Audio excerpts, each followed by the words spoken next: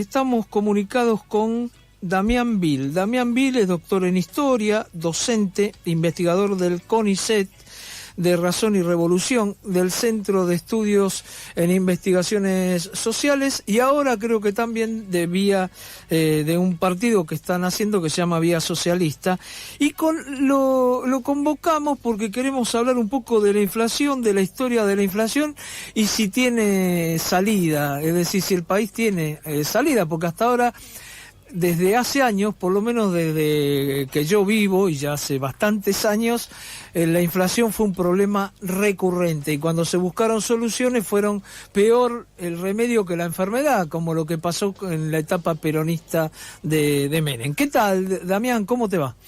¿Cómo andás, Roberto? ¿Cómo están todos por ahí? Bueno, saludo para vos y para todos los oyentes. No, muchas gracias por atendernos, ¿eh? Bueno, vamos a...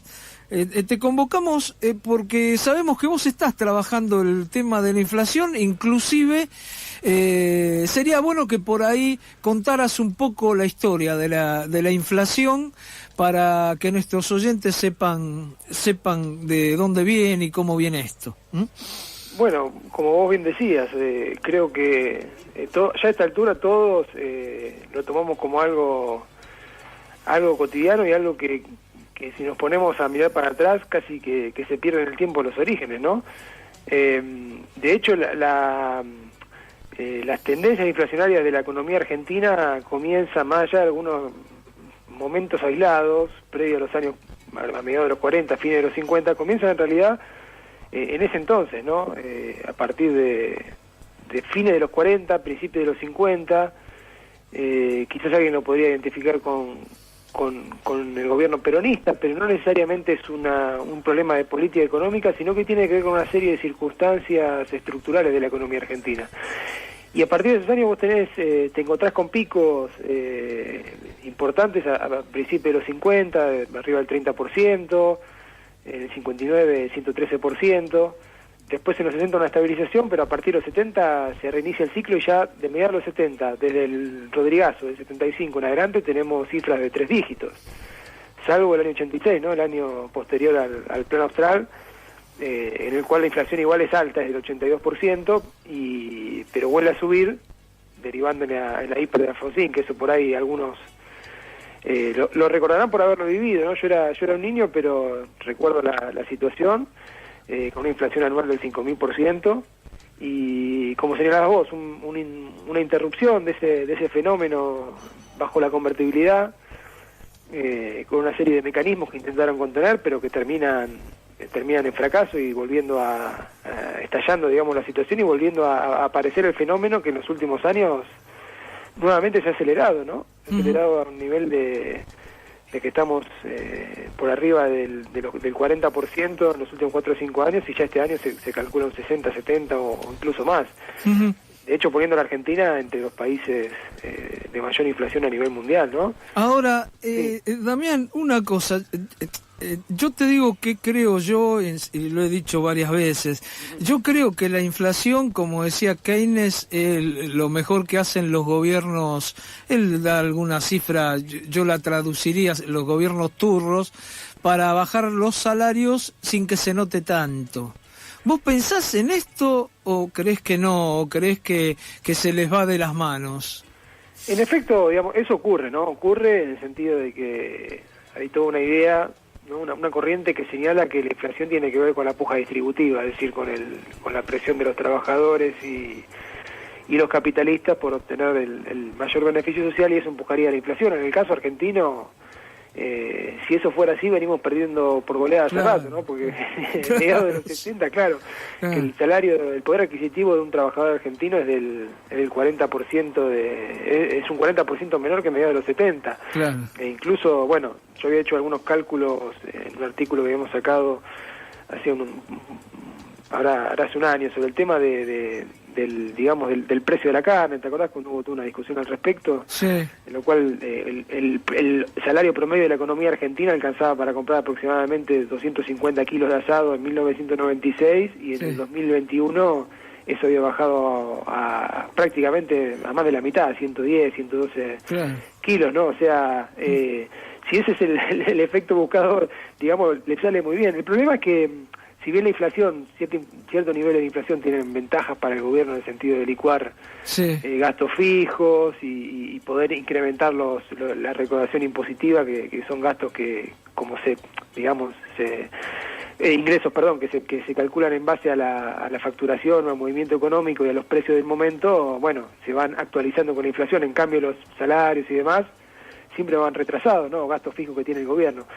Si bien esa es una ventaja y lo que señalás vos también, el problema es que una inflación del tipo que tiene Argentina, tan sostenida en el tiempo, es un problema. Es un problema para la dinámica de los negocios, porque altera toda la cadena de suministro, ¿no? De la planificación económica. Me refiero a planificación en el sentido de negocio, de la empresa, no estamos hablando de la planificación central, que ese es otro problema que creo que es parte de la solución en realidad, tender hacia una planificación de la economía, pero a nivel, digamos, del capitalista individual altera el ciclo de negocios, incluso llega al punto en el cual hay muchos que ante la inestabilidad de precios se niegan a vender, o sea, con lo cual en la dinámica económica cotidiana una inflación sostenida de este nivel no es beneficiosa para la acumulación de capital, y eso se ve, bueno, en la dinámica económica del día a día en Argentina, ¿no? Claro. Damián, por todo lo que estás diciendo, los ortodoxos y los heterodoxos, unos te dicen que el problema es la emisión, los otros te dicen que no, que el problema son los formadores de precios. ¿Cómo lo ves vos? ¿Multicausal? ¿Ves que influye más la emisión? ¿Cómo lo ves? Digamos, hay una serie de circunstancias que ninguna de las dos corrientes lo tiene en cuenta. Es decir, por el lado de los formadores de precios, uno se debería preguntar por qué en otras economías donde actúan las mismas empresas, básicamente, que las que actúan en la economía argentina, no se dan estos niveles de inflación. Si bien es cierto que estamos en un periodo de los últimos año y medio donde hay tendencias inflacionarias en el mundo a partir de una serie de circunstancias. Sí, pero estamos hablando de un 10% de lo de acá, ¿no? La tendencia, ¿no? Sí. Acá es muy superior, eso sin duda, ¿no? Y en el caso de la emisión es como una verdad, digamos, de perogrullo, en el sentido de que evidentemente es un problema de que la moneda pierde valor, pero no se dice por qué. El problema ahí es que ninguno de estas corrientes explica la causa de fondo de la Argentina, que es el retraso en la productividad del trabajo. A ver, ¿qué significa? Por ahí, volviendo a hacer un poquitito de historia, ¿no? La Argentina, creo que ya lo hemos charlado, incluso lo has charlado por ahí con Eduardo y otros colegas, ¿no? Tiene un desarrollo económico muy grande hasta mediados del siglo XX, a partir de su inserción como productor de materias primas, ¿no? Y con la fertilidad de la pampa y el uso capitalista de la tierra y la tecnología, obtiene una serie, digamos, de beneficios del mercado mundial vinculados a una categoría que se llama renta diferencial de la tierra, ¿no? Claro, el modelo agroexportador, ¿no? Claro, en ese periodo, el llamado modelo agroexportador, básicamente la venta de materias primas agropecuarias, hace ingresar a Argentina una riqueza superior, digamos, a su capacidad de acumulación. A partir de esa, digamos, de ese fenómeno se va montando una estructura, si quieren, no agraria, que se restringe al mercado interno, porque no tiene competitividad para saltar el límite del mercado interno, no es competitiva a nivel mundial. Mientras esa estructura, en términos relativos, es pequeña en la economía argentina, el campo la impulsa, ¿no? Pero cuando esa estructura comienza a crecer y mantiene sus limitaciones, y el campo la renta agraria se va agotando por su expansión, porque además el mercado mundial se complejiza y el peso de la agricultura en el mercado mundial en términos relativos cae por el desarrollo de otras ramas, ya la economía argentina no se puede sostener. Y estos otros sectores que señalábamos son demandantes de divisas. Por eso la Argentina empieza a funcionar a partir de mediados del siglo, a partir de los fines de los 40, comienzos de los 50, de forma, digamos, en serrucho, ¿no? De forma ciclotímica, es decir, tiene 5 o 10 años de expansión, crisis furiosas, caídas que nos mandan por debajo del episodio anterior, una recuperación, pero siempre por debajo del momento de expansión previo, y vamos funcionando así, ¿no? Nos vamos degradando. En esa dinámica, o sea, en esa forma de funcionamiento, aparecen otras formas de compensación de este retraso en la productividad del trabajo. Eso significa que, eso es lo que quiere decir que la Argentina, que el grueso de las ramas se restringen a su mercado interno, no pueden salir a competir a nivel mundial.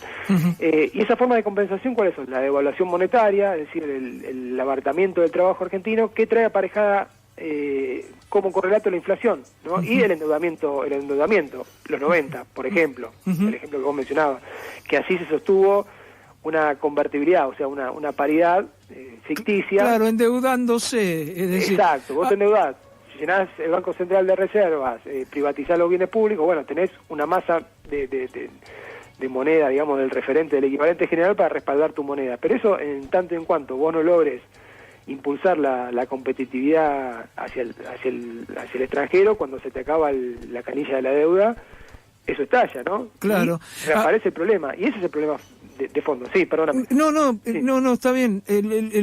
Hay que recordar también, porque la inflación que hay hoy es la mayor en 30 años. Y recordemos que hace 30 años hubo una inflación de este tipo previo a la convertibilidad, ¿no? Exactamente. Es decir, primero Plan Bonex, se quedaron con la guita de mucha gente y después ahí metieron la convertibilidad, ¿no? Digo para tener en cuenta, ¿no? No, por supuesto, todos estos periodos además siempre hay grandes ganadores y los perdedores también son los de siempre, ¿no? Claro, somos los de siempre, claro. Exacto, lo que soportan el grueso, digamos, del ajuste y de la readecuación, digamos, de las condiciones generales, son los trabajadores en general, ¿no? Que ven desplomarse sus salarios, sus ingresos. Claro. Ahora, Damián, después de todo esto que comentás, se hizo un poco de historia también explicando por qué se genera la inflación en esto que vemos que son diferentes causas.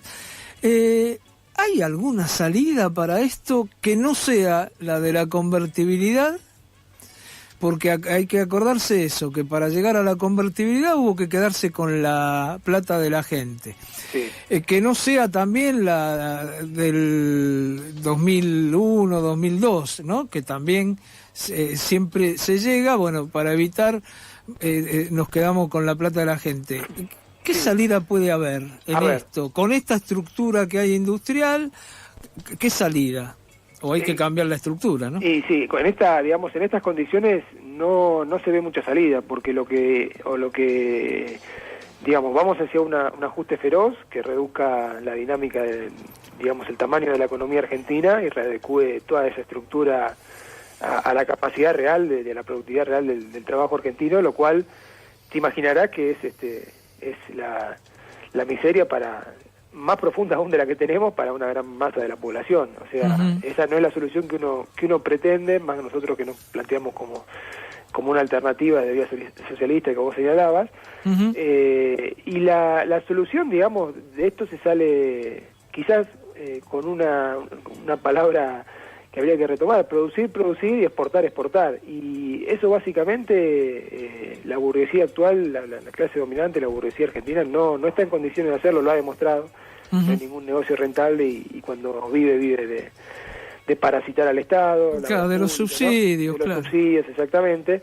Y acá entra a jugar lo que te señalaba antes, ¿no? La planificación económica. O sea, acá necesitamos un Estado de otro tipo que planifique la economía argentina de otra manera, o sea, asigne los recursos de una manera un poco más racional y aumente la escala, la productividad del trabajo, y eso va a bajar los precios realmente. O sea, aumentando la productividad del trabajo, vos qué hacés, producir bienes más baratos. Entonces bajar la inflación realmente, y no con artilugios de política macroeconómica que a la larga terminan, digamos, que pueden funcionar por un corto plazo, el control de precios, vos mencionabas varias medidas al comienzo, ¿no? Y otras más que te funcionan un ratito, pero mientras el fenómeno de fondo sigue, eso se va acumulando y explota al poco tiempo. Por ejemplo, un ejemplo concreto, la industria del calzado. La Argentina tiene una industria del calzado en la cual existe una miríada de pequeños talleres. La Argentina, el país del cuero, tiene un déficit anual de $400 millones en la balanza comercial de calzado, aproximadamente en los últimos 10 años, ¿no? O sea, 400 millones por año se van en lo que es la importación de calzado restada a la exportación, ¿no?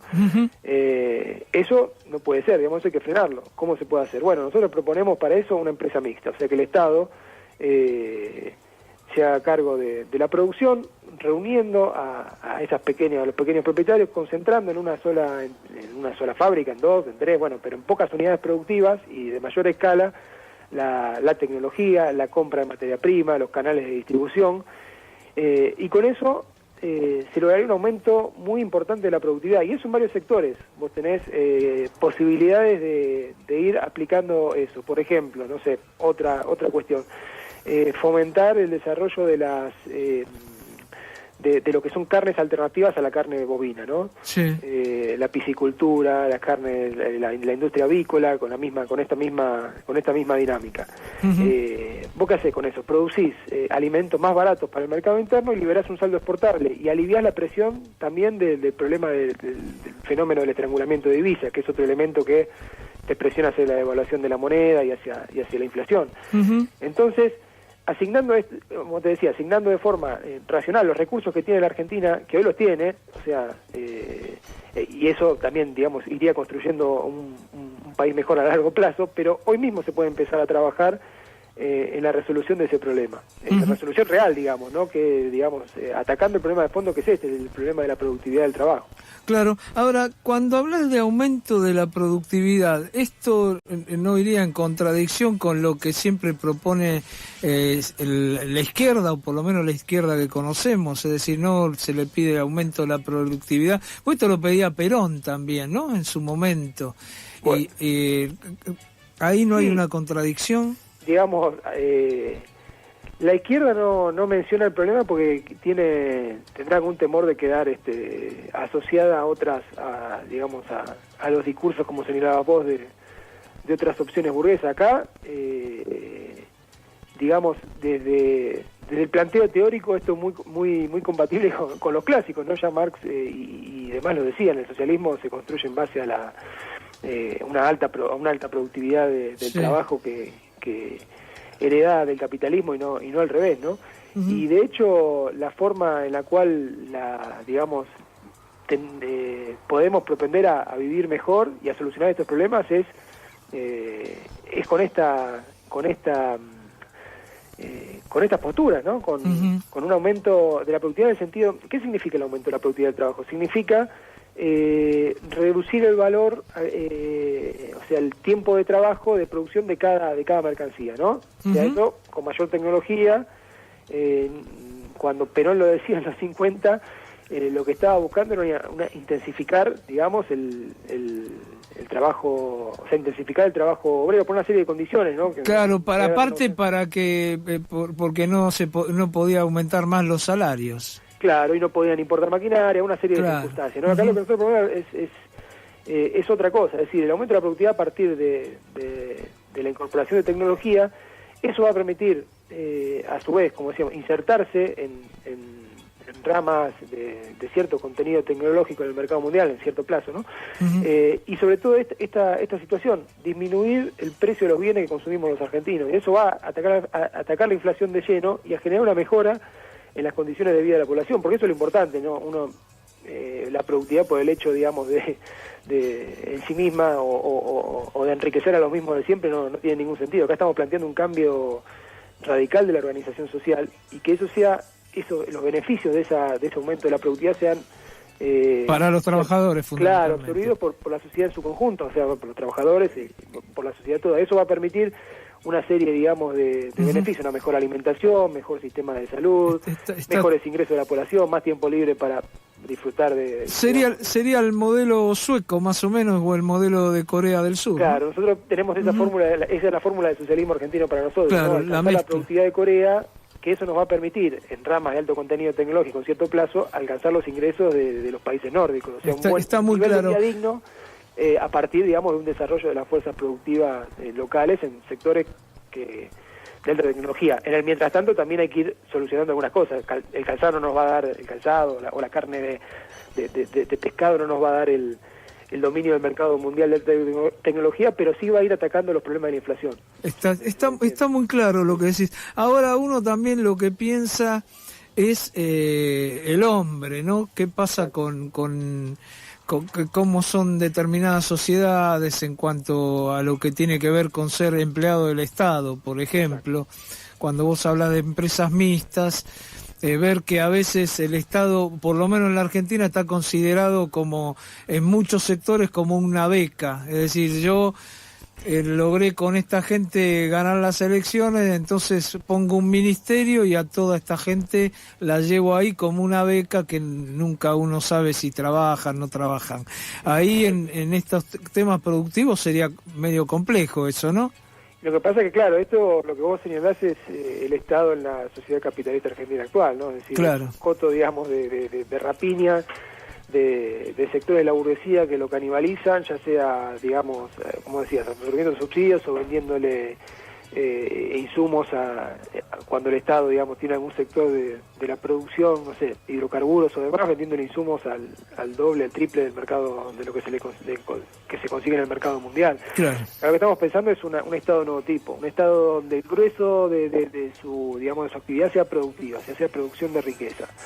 Eso va a implicar, digamos, claro, una modificación, incluso un adelgazamiento de la administración. La administración del Estado tiene que, digamos, adelgazar necesariamente y tiene que volcarse todo su esfuerzo a la producción de energía, producción de energía nuclear, producción de energía por biomasa, digamos, por residuos orgánicos, mucho más amigable con el medio ambiente. Eso permitiría liberar excedentes de exportación de hidrocarburos, que la Argentina ahí tiene en Vaca Muerta una mina de oro que nunca se utiliza, porque siempre hay peleas internas por ver quién se queda con los negocios. Claro, sí, ¿no? sí. Como pasó ahora con Y no pueden hacer un caño, ¿viste? Cuando vos decís una cosa, exactamente. No se puede hacer un caño, sale a decir ahora el que renuncia que le demoraban a hacer un caño, una cosa de loco. Bueno, Damián, la verdad que todo muy claro y bueno, en estos momentos poder aportar ideas, ¿no? Que es un poco lo que falta, ¿no? Aportar ideas. Termino con una sola cosita pequeñita. Sí. Este festejo que hubo en el CONICET diciendo que son los mejores pagos, que ahora les aumentan un 10% más, que superan a la inflación y qué sé yo, todas las cosas que se dieron manija Filmus y Alberto Fernández. ¿Es cierto? Igual no profundizamos porque no hay tiempo, pero ¿es cierto esto?